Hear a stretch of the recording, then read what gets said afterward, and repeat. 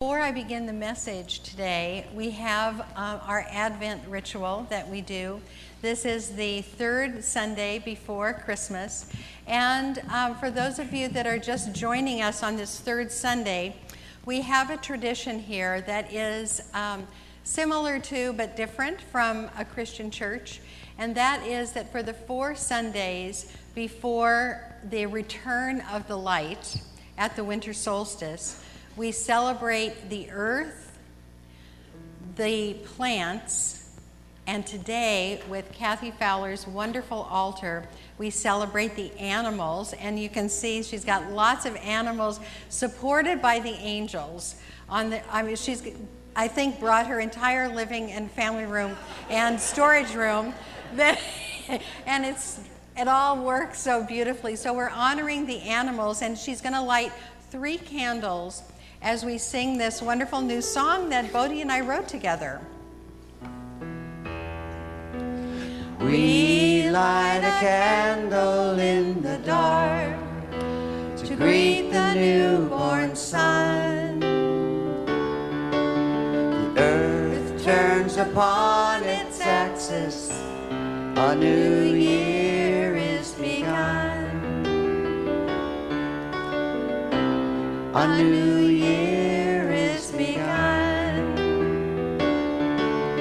We light 2 candles in the dark to greet the newborn sun. Blossoms reaching to the light, winter's hold is done. Winter's hold is done. We light 3 candles in the dark to greet the newborn sun. Furry beings out from hiding, sleep will soon be done. Sleep will soon be done.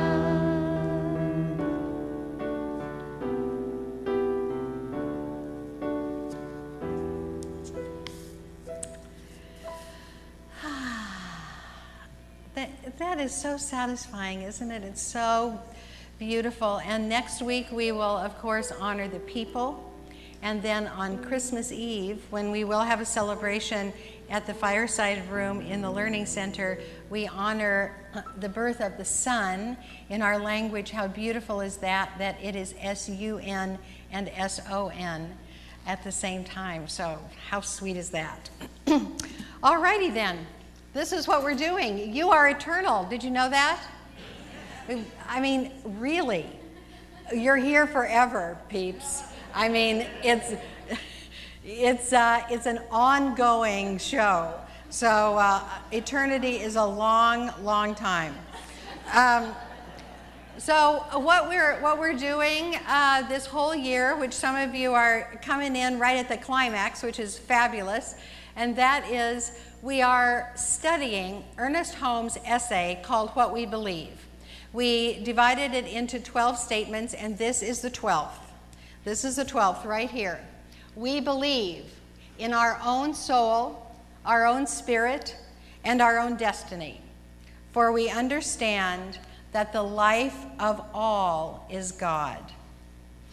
So when we think of that, the life of all is God, I often think of myself, actually, myself and my surroundings, my people, my experiences, my experience of life of which I am the center, as for each one of us. And I really study and think and meditate on that is all God, but all is also big. Eternity is long, and all is big. So what all means in that macro sense is that all planets are God. All galaxies, all stars, all light systems are God. All dimensions. Time. You know, the Facebook post that blew my mind this week is that scientists now think that at the Big Bang, when everything was created. You know, in the Bible, God said, let there be light, but the science says, you know, the Big Bang. So the Big Bang started form and time. It started time going from the past to the future. But what scientists are now saying is that there's a whole other thing where time goes backwards. And they said that all of the physical laws work just as well with time going backwards. I cannot wrap my mind around that, but I know that it's part of the all that God is. So out of all the possibilities, I love this image that Mary found. This is the title of my talk today. Out of all possibilities, we chose this amazing place in the universe. Here we are, we're immortal beings having a mortal experience with a beginning, a middle, and an end in an endless life experience. And we're having this life on this beautiful blue-green planet, herself, God in form. So just that's home. That's home for right now. It's what we chose, I believe. This beautiful blue-green ball hanging in the immensity of space. And I love what Thomas Merton says about this. The whole world is charged with the glory of God, and I feel fire and music under my feet. That little halo around the earth there, you can just feel that fire and music under our feet. So the word today is earth.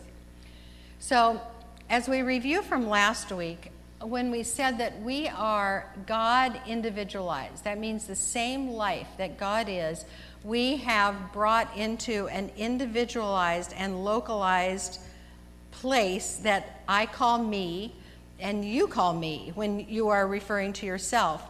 And we're a part of this immortal and eternal life with no other source, but I think, you know, we're able to choose in this life, we're able to choose pretty much everything.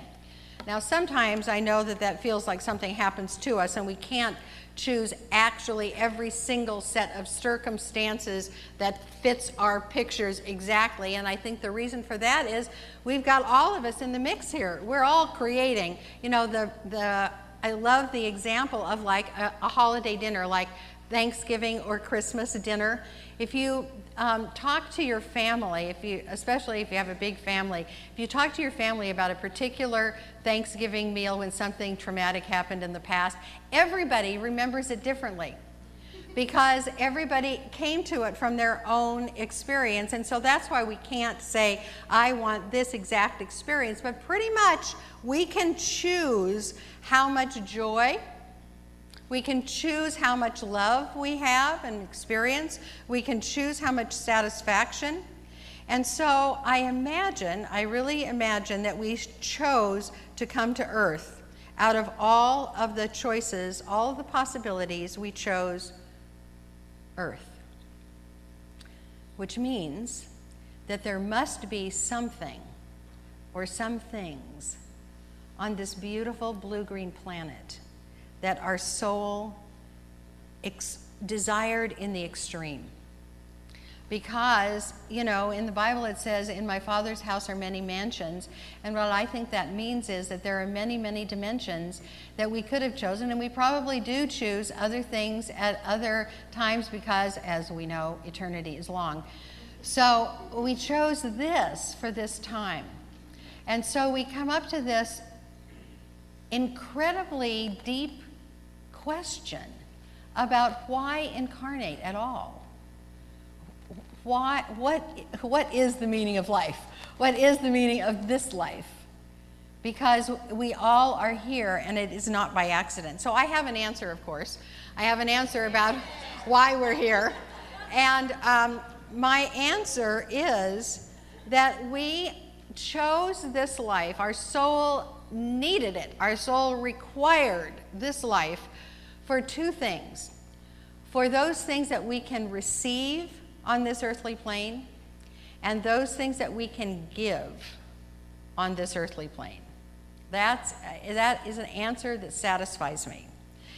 And my satisfaction, my ultimate satisfaction at the end of this earthly life, when I take my last breath in and let my last breath out, my satisfaction in that moment is going to be, have I received all that I came to receive? And have I given all that I came to give? And that is what the lesson is about today. So I believe that we receive in the learning lodges of earth. So I love this. I call the learning lodges those major staging areas in life where most of our joy and frustration come. And they're the same for all of us.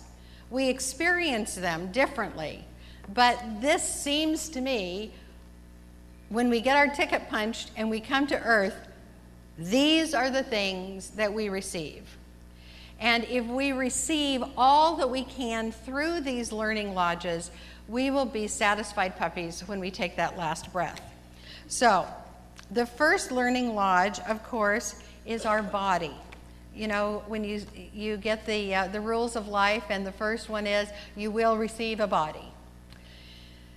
So, this spacesuit here, in which we live and move and have our being, this spacesuit that lets our soul move about on this earth of form, is a major learning lodge for most of us, actually. And so the question is, in receiving this beautiful, beautiful, beautiful gift of a body, do we appreciate it enough? Do we take care of it? Do we work with it? And do we know that it is sustained by other life forms? Because you can take the word body, and you can substitute form. What we get on this earthly plane is form. And we get forms of trees and buildings and houses, and the most basic form, of course, is the one that we live in or near, which is our body. If you don't live near your body, then you really need to see a practitioner to get back in the vicinity of your body. So, do we have compassion for this vehicle when it's sick? Do we ever, ever curse it or think that it is inappropriate in some of its many parts? Anybody? I really tell myself this: love all of the parts, love every single part, because it's a wonderful thing. It's wonderful to have this body. And so what we receive by appreciating it, of course, is compassion and gratitude and awareness, because this body is wired up with these wonderful sensory apparatus that we receive all the other forms and information about the other forms through. So for goodness sake, see all the beauty you can see, and taste all the great stuff you can taste, and feel all the textures in each other's bodies, and, you know, just live it up in your body, please, because that's why we have it, to receive all the gifts through it, okay? And while you're at it, the other forms like mountains and water and all that stuff too, enjoy that. Next, we have the learning lodge of relationships. And so we have all these other bodies, you know, that we interact with. And so we're not here alone on this planet. So all these other people that incarnated with us must be that there are fabulous, fabulous things to receive from each other. And although we seem different and separate from each other, I think one of the wonderful lessons of this learning lodge is to know that I am looking into the face of God, everyone that I gaze into their eyes. Those are the eyes of God. So there are some of those that it's easier to do that, some of those that are harder to do that, but we had a wonderful experience on Friday night. Friday night was the Ewell workshop. And we had this, part of the workshop was that we had 12 wishes. And one of the wishes was to wish something for a group of people that we do not identify with. And that's it's something that if we think about people that we don't identify with, usually we feel separate from them. But this was a wish of, what do I wish for this group that I don't identify with? And so it was named, you know, the homeless, the warring, the government, the people in the government, you know, and what is my sacred wish for these? And all of a sudden, we were in relationship with those that had been different. So the more that we receive each other as kin, as family, the more satisfaction we get out of this learning lodge. So next, of course, is the area of supply. So a number of years ago, I was in a workshop where the leader of the workshop said 95% of people on this planet have trouble with supply. And if you are one of those that doesn't have trouble with supply, it is incumbent upon you to be a teacher. So mostly, if we're in that 95% of people that have trouble with supply, it's that it's not enough, right? We think that's the problem. Some people I know have trouble with supply because it's too much. And I know that we would think, oh God, I'd love to have that problem, but maybe you wouldn't. But I think that what we receive from this learning lodge is maybe how to have more, but really and truly how to love what we have and notice each time we get hungry, pretty much there's food. Each time we get tired, pretty much we can lay down. Every time we need a breath, pretty much we got air. And so that's part of the supply that keeps us going. And to appreciate all of that, as well as being good stewards of what we have, and learn how not to complain, and how to really, really appreciate. So I know that for a lot of us, it feels like luck if we have all we need. Or we look at somebody else and we say, they are luckier than I because they have greater freedom in what they can purchase with the money that they have. But I want to tell you, darlings, it is not luck. It is a spiritual skill that you can use and learn. Enjoying supply is a spiritual skill. We happen to be going to teach financial freedom in the winter. So if you have perked up and said, I would like to learn that spiritual skill so that I can be happy and contented with my supply, then that's the class for you. But what in general is the lesson is to nurture satisfaction and not frustration. Somehow in this earthly experience, especially in affluent neighborhoods like this one, this learning lodge creates frustration instead of satisfaction.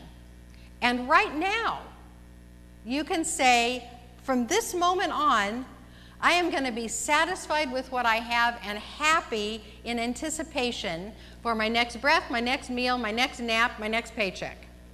You know, just happy that they're coming in.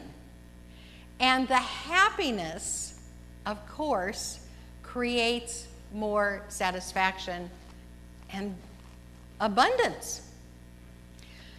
Okay? Lastly is a place to express. So when we are given a body, as we come into this earthly plane, we are given some skills. Now the skills are different for all of us. Some of us have artistic skills, some of us have verbal skills, some of us have that great, great skill of empathy, where someone comes into our presence and all of a sudden they just are more comfortable because we have that feeling nature that just reaches out and gives them a spiritual hug. Some of us have intuition skills, some of us have supreme intelligence. Some are good with numbers, some are good with words, some are good with cars. And so you get it. We're all good at something. These are the skills that were given us. And so receiving these gifts in this learning lodge involves using them. And using them involves giving them back again. So that saying of don't die with your music still inside you, that's this one. You've been given skills and you want to give them out. You want to give them out generously, generously, generously, not stingy. And to say, you know, where can I give? So the idea is not to judge yourself harshly if you can't play the harp as good as Christine. Not to compare yourself, but to process the gifts out again. So last month, the whole theme was about generosity, and there was one Sunday where we talked about giving and receiving, and it kind of got all mixed up. And when I am flowing in life, when I'm flowing, am I giving or receiving, or is giving and receiving the same thing? And I love that when we can't tell. When we just are processing our gifts and enjoying how skillful we are and enjoying the giving of them, and because they're being received so beautifully and just in that wonderful flow. And so these are the learning lodges. These are the form, our body, the relationships, the supply, and where we give our gifts. And if we receive the essence of this realm, of this earthly realm with these gifts, we will have done part of what we came here for. The other is what we give out. And so what we receive, we're shifting here, and it's a big shift because we receive from this realm, but we give the essence of our true home. And our true home is God. So this is St. Peter's. Isn't this beautiful? With these little points of light are people with candles. Is that the best image? So we give the essence of God, which is who we are. So, of course, first of all, I want to talk about love. So, to me, I think love is the most basic quality of spirit, or God, or source. And it's not the emotion. It is the activity of giving completely all the time that we talked about last week. God is all in all the time. So loving, when we replicate the nature of God, we are giving, we are nurturing, we are caring, we are guiding. And so love is what we are made of. Love is who we are. There's nothing else to be as our source. And so giving love all the time with every single breath is what we came here to do. So right now, right in this very moment, as you breathe, you can love something. You can appreciate and bless your family, appreciate and bless your life, appreciate and bless your body and your supply and the world. When Reverend Sarah sat down, I took her quote from her because I want to read it again. The biggest life, this is from Ernest Holmes, is the one that gives the most, loves the most, includes the most, has the greatest understanding and the greatest consciousness of eternal good, and redistributes this good to the largest number of people. So at your last breath, if you can say, I loved well, you'll be happy, happy, happy. Another quote I want to share with you from Reverend Mary's new book, and she's going to have a book signing after the service. It's called Coming Up for Air. And this is a quote from Stephen Levine. It's hard to be loving all the time, but it's harder not to be loving. Now, why is that? It's because, of course, our nature is to be loving. It takes a great deal of sacrificial energy to be mean and hateful. A great deal of sacrificial energy. And it's just so neat when you just love open-heartedly, right? That's what we came here to do. So, with every breath, love.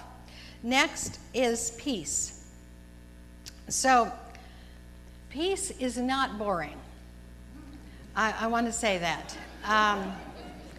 Peace is not boring. Peace, in fact, is that balance and equanimity and the ability to hold all. And what we do as spiritual beings is that we learn how to take the conflict around us and alchemically change it in our own hearts so that we are the peace that passes understanding. That's what Jesus meant when he said the peace that passes all understanding. It's that here we are in a world with GMOs and terrorists and bombs and blah, la, la, la, la, la, la, conflict. And I can take, when I remember, all that into me and remain at peace and filled with equanimity and filled with balance, so that people who come into my area of influence feel it too. We all can do that, every single one of us. Now, I'm not going to go through all of the qualities of God, but I am going to go through one more, which is joy. This is the nature of life on this planet. Another Facebook little video that we share in the morning. It's so fun. I'll share about breakfast at our house. We are each on our devices. Mary and Amanda and I, we are on our devices sharing. Look at this. Look at this. Look what came up on my... And my son is coming in tomorrow night, who the last time I was together with him scolded me for being on my phone. So breakfast might be different. So we saw yesterday goats, baby goats in this enclosure, and they had put like little logs, standing up logs. So they had little pillars all over this little goat enclosure, and these baby goats are going boing, boing, boing, boing, and it was joyful. So I'm going to read to you from my book a quote by Akhenaten. Now I want to tell you about Akhenaten. Akhenaten was a pharaoh of the Middle Kingdom in Egypt. And before him and after him, there were pharaohs that honored the entire pantheon of Egyptian gods and goddesses, Isis, Osiris, all of those. But Akhenaten was the first person that we know of in history that said there is one God. And it lasted through his dynasty. So somehow this has come down to us from the 14th century BC, from good old Akhenaten. He created all things, the far-off heavens, mankind, the animals, the birds. Our eyes are strengthened by his beams. And when he shows himself, all flowers grow and live. At his rising, the pastures bring forth. They are intoxicated before his face. All the cattle skip on their feet, and the birds in the marshes flutter with joy. Is that the sweetest? So that's life here.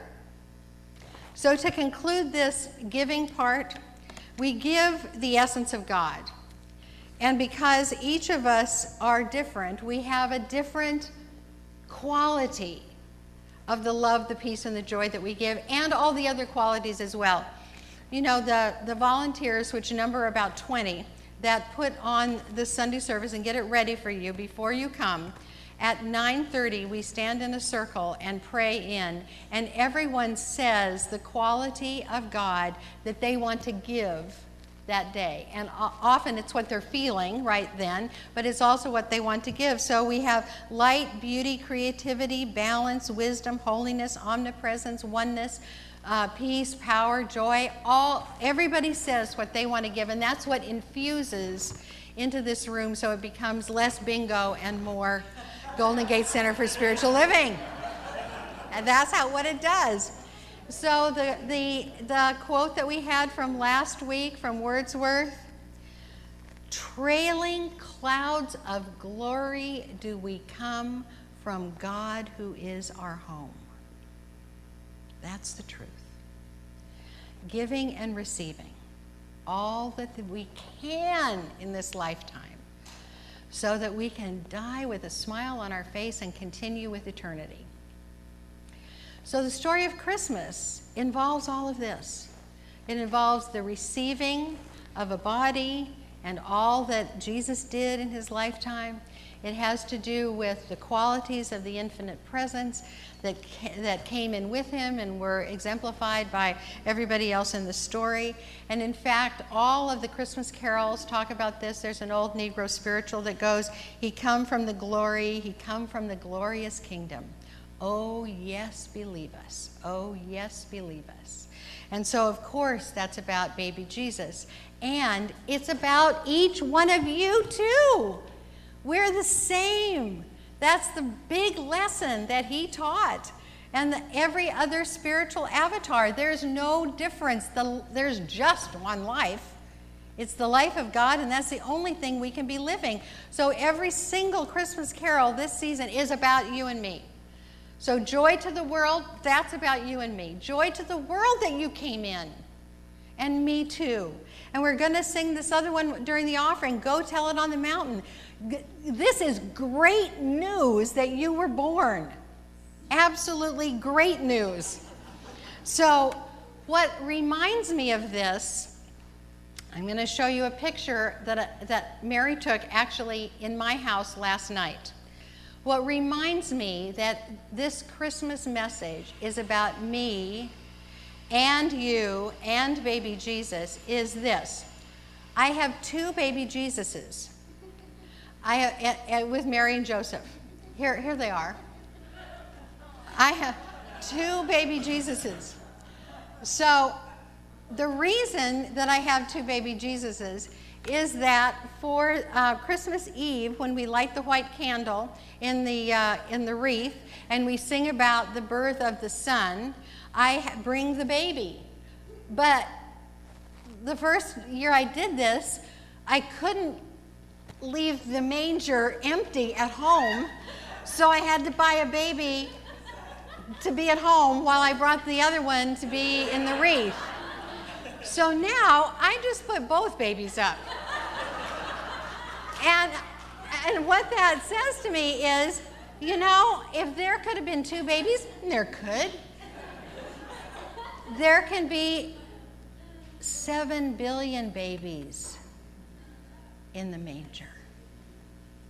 That means you and me are the Holy Child. Blessed be.